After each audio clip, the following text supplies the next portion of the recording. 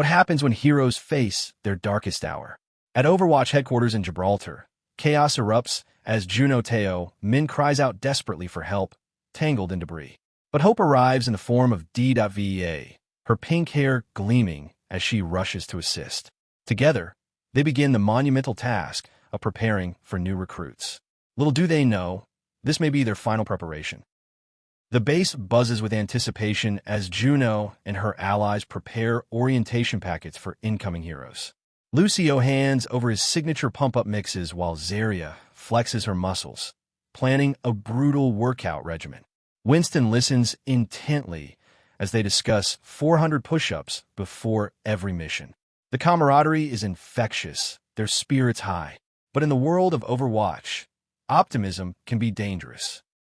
In quieter moments, a purple-haired girl reflects on her journey to Earth, remembering how Overwatch welcomed her when nowhere else would. Her gentle words touch those around her as she speaks of helping others the way her family helped her. Meanwhile, Genji discusses the changes within Overwatch with a grizzled companion. These conversations reveal the heart of what they're fighting for, but will their noble ideals be enough? Juno's excitement is palpable as she speaks with Winston about making new recruits feel significant. Behind them, a vibrant welcome banner declares their intentions. Winston acknowledges the growing pains of Overwatch's past, but Juno's optimism shines through as she heads back to the hangar. The atmosphere is filled with hope and determination. Yet something feels too peaceful. Suddenly, alarms shatter the tranquil moment. Juno sits tensely at her workstation as warning signals blare throughout the base. Her mind races, try to process the threat. Then, boom! An explosion rocks the facility. Juno raises her hands defensively as chaos erupts around her. The peaceful preparation is over. The real battle has begun. McCree's voice cuts through the chaos as he discovers Juno on the battlefield, battered but alive. Baptiste quickly assesses her condition, his medical training evident as he checks her vitals. Despite the battle wounds, she's stable. But the sound of distant gunfire reminds them all, this is far from over. In the high-tech laboratory, Genji and Reinhardt clash weapons against unseen enemies while sparks fly. Winston's massive frame tenses as the purple-haired girl realizes someone is awake and alert. The question burns in the air. Has Null Sector returned? But McCree's grim response chills them all. No, this is Talon, and they've brought upgrades. Winston expresses deep concern about the new recruits as gunfire erupts nearby. Suddenly, Reinhardt bursts onto the scene, debris flying from his damaged armor. The legendary Crusader shows his age, frustrated by failing equipment, yet his fighting spirit burns bright. Juno offers assistance, but Reinhardt's pride remains unshaken. The question lingers, will experience triumph over technology? The silver-armored figure questions how enemies penetrated their airspace so easily. Their defense systems have been compromised, and connection to Athena is severed. Juno crouches beside her armored companion, insisting they reach the command center together. The colorful banners meant to welcome recruits now seem like memorials to their shattered security. Bridget nervously watches over the new recruits as chaos unfolds. The damaged welcome banner flutters mockingly overhead. When Juno is called into action, she confidently asserts her readiness, instructing others to stand back. Then, explosive blasts light up the facility. Ready or not, Juno is thrown into the fire.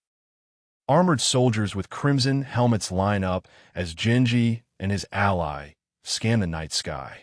The massive moon looms ominously overhead. Then someone spots them, more company approaching.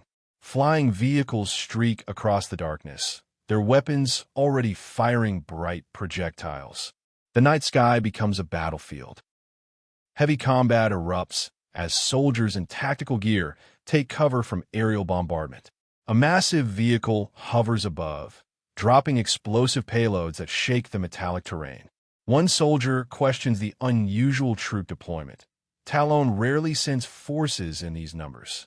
But as his comrade grimly notes, they've escaped tougher spots before. Haven't they?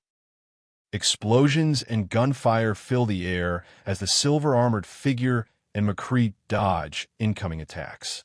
Juno struggles with her weapon, her purple hair whipping as she aims frantically. She's trying her best, but combat against living enemies is nothing like fighting robots. When someone tells her not to sass them, the introduction appears. Vivian Chase, callsign Sojourn, Overwatch acting commander. Like lightning, Tracer leaps into action, announcing the cavalry's arrival with characteristic confidence. Her blue jacket and orange shorts blur as she navigates the battlefield. Juno remarks on their timing, while Sojourn demands a status report. Baptiste confirms Talon forces are swarming the base. They'll patch in with Bridget as soon as possible. Time is running out. McCree leads the charge toward the command center, his red cloak billowing behind him. They need a better view of their situation. At the destination, Winston greets them with concern etched on his massive features. The damage is worse than expected. Multiple critical shutdowns plague Watchpoint Gibraltar. Winston demands activation of defense systems, but will they be enough? Heavy turrets activate and begin firing at enemies outside as the command center springs to life. Amidst the chaos, Sojourn assigns Tracer to Substation 5 to restore communications. Juno volunteers her expertise with communications technology, her purple hair gleaming under the facility lights. They need to maintain contact at all costs. Every second of silence could mean lives lost. Juno's gratitude shines through her determination as she gives commands to Tracer. Her gray hair twisted into buns and red markings under her eyes make her look like a warrior painted for battle. Tracer grins with characteristic enthusiasm, acknowledging orders before flipping into action. As they race toward their destination, Tracer playfully challenges Juno to a race. Even in war, some things never change. The purple-haired girl in her orange jumpsuit leaps dynamically, shouting playfully about catching her opponents. But her expression changes instantly when she spots Lucio in danger below. Surrounded by red-helmeted soldiers, the green-clad hero looks worried as he realizes his precarious position. The playful tone evaporates. This is no game anymore. Lucio lies on the rocky ground, distress clear in his voice as he calls out frantically. Two soldiers in black armor with crimson helmets loom menacingly in the background. May appears frightened, trembling as she screams for Juno to take the shot. The mountainous environment seems to echo with dread. Every moment of hesitation could cost them everything. The battle intensifies as turrets fire with thunderous, foolish sounds. The purple-haired girl's eyes widen in shock at the destructive display. Then Lucio celebrates with bright, healing energy surrounding him, exclaiming that this is more like it. Allies point toward the horizon with excitement. Time to turn the tide. But will their moment of hope last? Juno shouts commands while navigating the debris-filled chaos, her gray buns and red markings making her unmistakable. A swirling vortex signals hasty retreat as she helps Lucio, whose green hair and neon attire seem untouched by fear. He proclaims feeling great despite everything. But when a cloaked figure questions Juno's hesitation, her nervous reply suggests not everything is as confident as it appears. The purple-haired girl looks apologetic as she admits her inexperience fighting humans instead of robots. A tall man with gray hair and a scarf speaks seriously about valuing friendships over avoiding harm to enemies. His wisdom is clear. She'll regret losing a friend more than hurting a foe. Under the night sky by the beach, his guidance feels both gentle and urgent. The team prepares for their critical mission as Lucio asserts his readiness to escort them.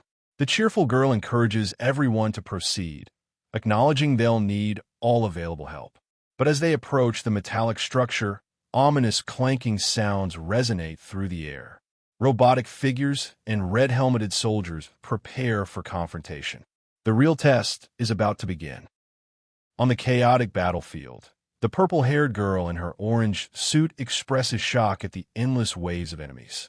A tall figure in black and yellow proposes, speeding things up as a loud "Bio" signals incoming threats. A hooded character questions Talon's unprecedented full-scale assault. Someone mentions grimly that Doomfist is dead. The revelation hangs in the air like a death sentence. The shocking revelation echoes across the mountainous terrain. Doomfist is dead. The jagged peaks seem to mirror the sharp impact of this news. Against the dramatic backdrop of shadows and stone, this moment marks a turning point in their understanding of the threat they face. Everything they thought they knew about Talon's leadership has changed. Racing through dimly lit corridors, the dark-haired girl in her orange jumpsuit dodges laser fire, while the ninja-like figure behind her asks about Doomfist. Their ally explains that Akand Ogundamu was Talon's head, describing him as quite rude. When asked what happened, a dark-skinned character in bright green gear suddenly activates their powers. The PW of gunfire punctuates their urgent escape. Tracer races through the rocky landscape, her spiky brown hair whipping as she defends against attackers. She mentions this isn't their first security breach, while Winston responds with concern. A figure in green armor displays impressive agility in combat. The dialogue reveals Dr. Liao's mess from 20 years ago and Effie working alone on solutions. Sound effects like pew-pew and swish emphasize the ongoing danger. In the bustling technical facility, the purple-haired character expresses frustration about lacking resources. The tall figure in black and yellow observes as discussion turns to a UC meeting about a new charter. A character with yellow goggles asks what's funny, while a hooded figure reveals that Sojourn never intended to stay with Overwatch initially. The irony isn't lost on anyone present. The character with the turquoise Mohawk excitedly asks if they've reached their destination, while their dark-haired ally points toward the substation. The lavender-haired girl in her space suit prepares to charge forward, urging her companions to cover her advance. The high-tech environment pulses with colorful lights as she reaches for equipment, shouting about hitting the service disconnect. Time is running out. The dark-haired girl in armored suit yells frantically about time running out, expressing desperation about lacking necessary parts. In the makeshift workshop, the young man with glasses analyzes mechanical objects while a girl with highlights suggests they might not have the right components. But he remains optimistic about making different parts work together. Desperation breeds innovation. Tracer crouches among debris in the rocky environment, frantically calling for Juno's status. Her expression shows determination mixed with anxiety as she whispers desperately, "There has to be something." The rustle of movement echoes around her as she pleads with her equipment. At the makeshift console, her fear becomes palpable. "Juno, please work." Everything depends on this moment. Against the high-tech backdrop of neon colors and advanced technology, the purple-haired girl crouches anxiously on a ledge. Her desperate pleas echoes through the facility before suddenly, success. The device illuminates her face as she exclaims, "It worked." Hope replaces desperation as she calls out, asking if anyone can hear her. Sometimes miracles do happen. Communication lines crackle with urgent reports. Enemy contact, medical resupply requests, fire in northern sectors, calls for reinforcements, low ammunition warnings. The turquoise-haired character floats helplessly, disbelief evident as she processes the chaos. A blue-skinned figure panics in the background. The control room's bright screens show the full scope of their desperate situation. The dark-haired girl in armored suit expresses alarm about the continuous waves of enemies, refusing to accept defeat. Her blue-haired companion enthusiastically agrees they must fight back while their blonde ally reassures them about not giving up on Gibraltar. In their futuristic control room, determination replaces despair. They will not go quietly into the night. In the high-tech command center, Tracer receives crucial intel through her communication device. Surrounded by Winston, Sombra, and an armored figure, she expresses relief that Juno has restored communications. They discuss tracking Talon forces and Baptiste's status. Tracer assures her teammates they're en route for assistance, her determination evident. The war is far from over. The blonde character in blue armor asks about Baptiste's condition amid the chaos of destruction and fighting. A dark-haired man in tactical gear struggles while others provide support. Movement and explosions underscore the urgency as another character acknowledges a successful shot. Emotional connections shine through as a motherly figure reassures her daughter. Even in war, family bonds endure. Tracer speaks into her communicator with focused urgency, reporting to Winston while asking about available resources and nearby dropships. The dimly lit technological environment emphasizes their precarious situation. Her companions show concern as she reveals the need for ships in good condition. When Agent Oxton receives alarming news, her determination intensifies. They need an escape route. Tracer communicates urgently through her device, her determination unwavering despite the chaos. A hooded character calmly assures her they'll find what they need. As the group gathers, including a blue-haired figure and a robotic companion, they discuss their next moves in the hangars. Tracer's expression grows contemplative as they strategize. Leadership requires impossible choices. In a futuristic corridor, the diverse group fans out searching for operational dropships. A large armored figure observes a damaged craft, declaring it a total loss, while others express concern about finding undamaged areas. The sound of incoming threats creates tension before a young girl with pigtails excitedly spots what appears to be a working dropship. Hope emerges from wreckage. Juno urgently calls for assistance with the spaceship, her orange and gray gear highlighting her technical role. Tracer floats mid-air, questioning their plan, while Sojourn confirms they have a functional ship in Hangar 16. As they discuss evacuation and recovery of the injured, Tracer's confusion is evident. She thought they weren't leaving. Plans are changing rapidly. Tracer appears distressed as she discusses urgent evacuation with Winston, who maintains his intelligent demeanor despite the chaos. Other agents battle in the background, while colorful explosions light up their position. Tracer expresses regret about insufficient coverage, her voice breaking as she admits the truth. There are too many enemies and not enough of them. Evacuation is their only option. Tracer and May move through the explosive chaos as May assists a wounded man in a brown coat.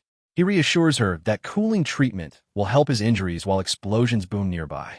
Winston's arrival is announced as he implements Athena's safeguards. Juno expresses concern about their situation while a braided woman checks on their status. Every moment counts. Tracer sits anxiously in the dropship cockpit, speaking to Winston about their situation. The large gorilla-like character addresses the team, while another muscular figure responds that not everyone is accounted for. The high-tech vessel environment emphasizes their advanced capabilities, yet tension fills the air. Technology can't solve every problem. Winston expresses grave concern about missing team members Genji, Echo, and Bridget, noting that if Bridget is missing, so are the recruits.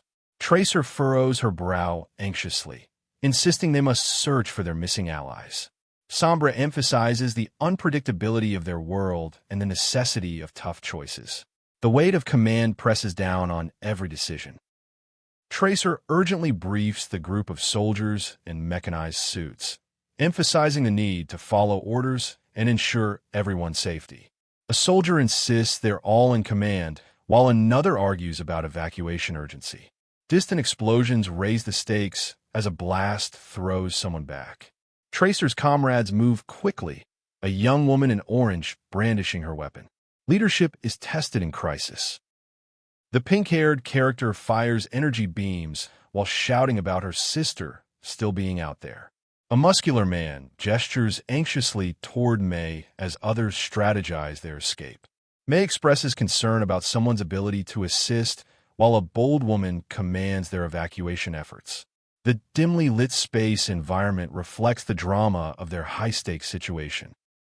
Gray-suited soldiers with red helmets engage in fierce combat, launching green energy attacks. The green-haired woman in her blue and pink suit declares she has an idea requiring massive firepower.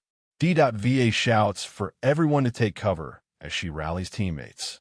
Back in the cockpit, Tracer searches desperately for solutions. An explosive finale illuminates the chaos outside their ship. A small character with bright green hair launches into action amid chaotic explosions and flames. The group, led by a man in brown tactical gear, rushes towards safety as a woman in blue screams in fear. Another man urges Anrin to hurry as panic spreads. Multiple characters run frantically toward presumed safety while a female technician focuses intently at her workstation. Their escape depends on her actions. The high-tech spaceship launches with blue energy waves and thunderous POW effects as it powers up. Inside, Tracer urges everyone to hold on tightly, her goggles reflecting the urgency of their situation.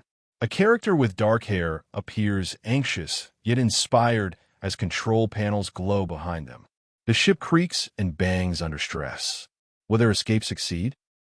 The sleek black ship cuts through the night sky, its thrusters painting blue trails against the darkness.